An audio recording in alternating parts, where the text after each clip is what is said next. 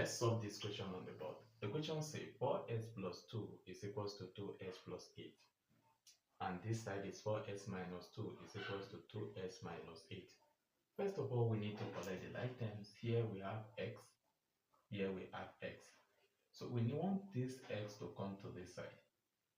Then we are going to have x minus 2x equals to. We don't want this plus 2 to be here. And since here is plus, when it's coming to this side, in front of here to become minus. Then here will be 8 minus 2.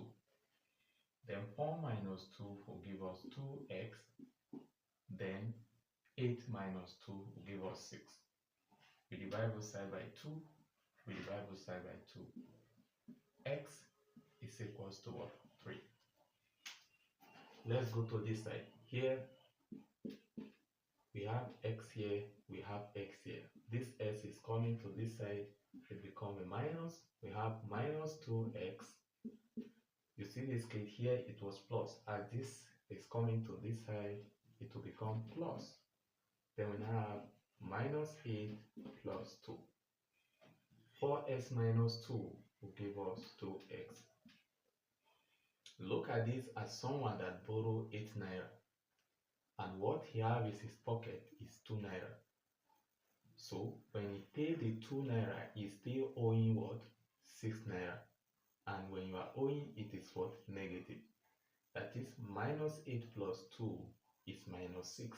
And what did I say? Look at this minus 8 as someone that is owing. And the money he has in his pocket is just 2 naira. When you pay the person 2 naira, you are still owing the person 6.